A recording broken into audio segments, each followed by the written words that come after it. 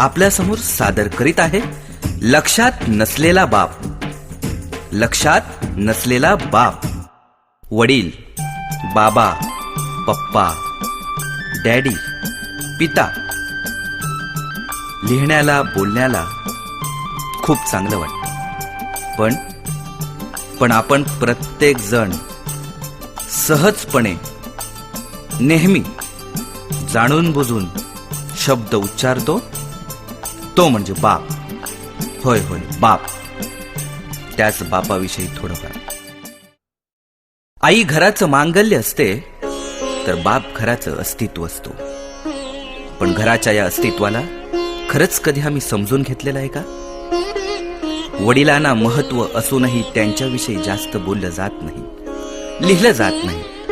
कोणताही व्याख्याता त्याच्याविषयी जास्त बोलत नाही, लिहित नाही. पण कोणताही व्याख्याता आईविषयी जास्त वेळ बोलत राहतो. संत महात्म्यांनी आईचंच महत्व अधिक सांगितलेलं आहे. देवादिकांनी आईचेच तोंड भरून कौतुक केलं आहे. चांगल्या गोष्टींना आईचीच उपमा दिली जाते, पण बापाच्या विषयी कुठंच फारसं बोललं जात नाही. काही लोकांनी बाप रेखाटला, पण तोही तापट, व्यसनी, मारझोड करणारा. समाजात 1-2% बाप असे असतीलही, पण चांगल्या पित्यांबद्दल काय, चांगल्या वडिलांबद्दल काय? आईकडे अश्रूंचे पाट असतात, पण बापाकडे संयमाचे घाट असतात. आई रडून मोकळी होते, पण सांत्वन वडिलांनाच करावं लागतं. आणि रडणाऱ्यापेक्षा सांत्वन करण्यावरच जास्त ताण पडतो, कारण ज्योतीपेक्षा समयीच जास्त तापते ना.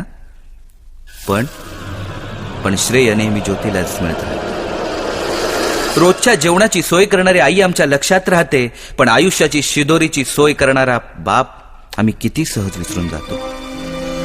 आई रडते, पण वडिलांना रडता येत नाही. स्वतःचा बाप वारला तरी रडता येत नाही, कारण छोट्या भावंडांना जपायचं असतं. आई गेली तरी रडता येत नाही, कारण बहिणींना आधार व्हायचं असतं. पत्नी अर्ध्यावर सोडून गेली तरी पोरांसाठी अश्रूंना आवर घालावा लागतो. जिजाबाईंनी शिवाजी घडवला असं अवश्य म्हणावं.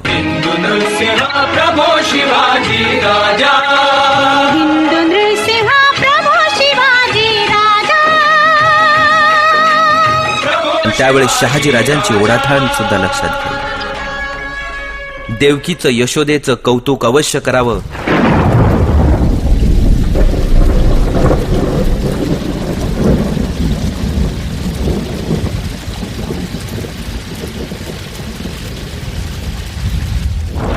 पण पुरातून डोक्यावरून पोराला घेऊन जाणारा वासुदेव लक्षात ठेवावा.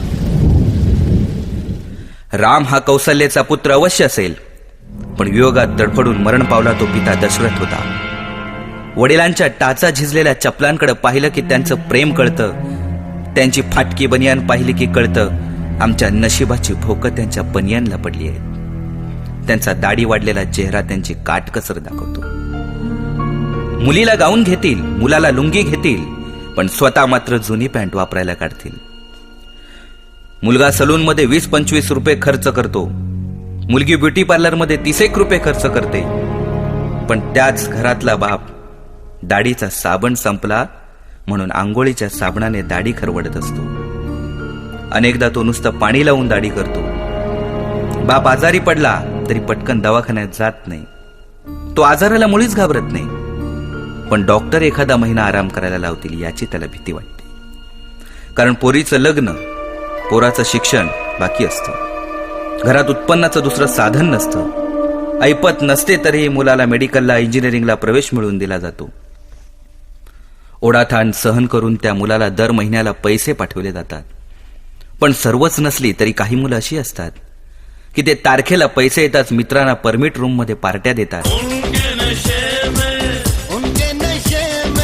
आणि ज्या बापांनी पैसे पाठवले त्याच बापाच्या नावाने एकमेकांना हाका मारतात, वडिलांची टिंगल करतात. आई घराचं मांगल्य असते तर बाप घराचं अस्तित्व असतो. ज्या घरात बाप आहे त्या घराकडे वाईट नजरेनं कोणीही बघू शकत नाही, कारण घरातला कर्ता जिवंत असतो. तो जरी काही करीत नसला तरी तो त्या पदावर असतो आणि घरच्यांचं कर्म बघत असतो. कोणाचा मुलगा होणं टाळता येत नाही, पण बाप होणं टाळता येतं. पण बाप कधीच बाप होण्याचं टाळत नाही. आईच्या असण्याला किंवा आई होण्याला बापामुळे अर्थ असतो. कोणत्याही परीक्षेचा निकाल लागल्यावर आई जवळची वाटते, कारण ती जवळ घेते, कवटाळते, कौतुक करते. पण गुपचूप जाऊन पेढ्यांचा पुडा आणणारा बाप कोणाच्याच लक्षात येत नाही. पहिलीट करणीचं खूप कौतुक होतं, पण हॉस्पिटलच्या आवारात अस्वस्थपणे वावरणाऱ्या त्या बापाची कोणीही दखल घेत नाही. चटका बसला, ठेच लागली, फटका बसला तर आई ग हा शब्द बाहेर पडतो.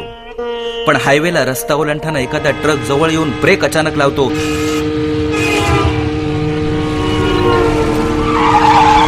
तर बापरे हा शब्द बाहेर पडतो. कारण छोट्या छोट्या संकटांसाठी आई चालते, पण मोठी मोठी वादळं पेलताना बापच आठवतो.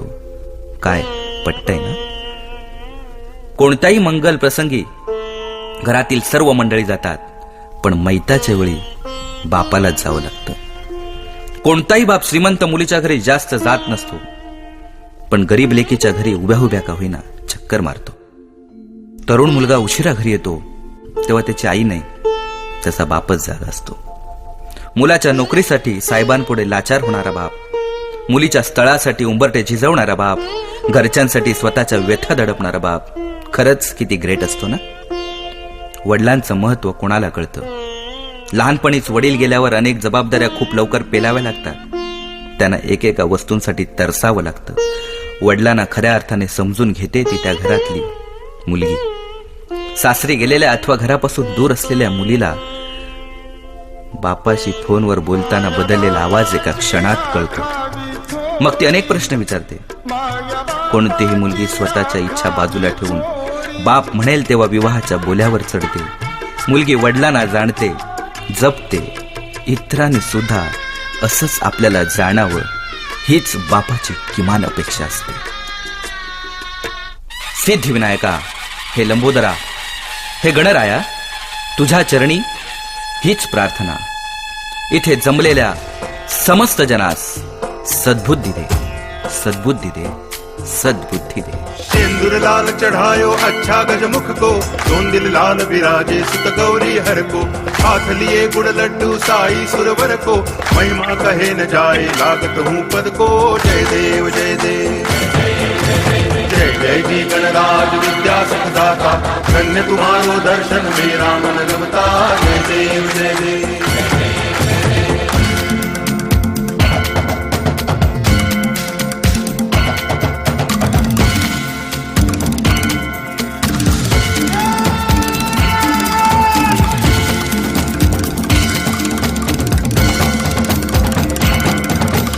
भाव भगति से कोई शरणागत आवे, संतति संपत्ति सब ही भरपूर पावे. ऐसे तुम महाराज मोको अति भावे, गोसावी नंदन निच दिन गुण गावे. जय देव जय देव, जय जय जी गणराज विद्या सुखदाता, धन्य तुम्हारो दर्शन मेरा मन रमता. जय देव जय देव.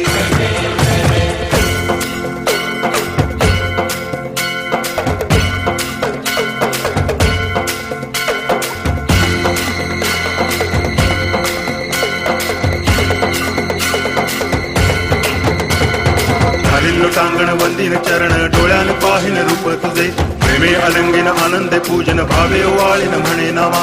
त्वमेव माता पिता त्वमेव, त्वमेव बंधुश्च सखा त्वमेव, त्वमेव विद्या करुणं त्वमेव, त्वमेव सर्वं मम देव देव. कायेन वाचा मनसेन्द्रियैर्वा बुद्ध्यात्मना वा प्रकृति स्वभावा, करोमि यद्यत् सकलं परस्मै नारायणायति समर्पयामि. अच्युतं केशवं रामनारायणं कृष्ण दामोदरं वासुदेवं हरि, श्रीधरं माधवं गोपिकावल्लभं जानकी नायकं रामचन्द्रं भजे. हरे राम राम राम हरे हरे, हरे कृष्ण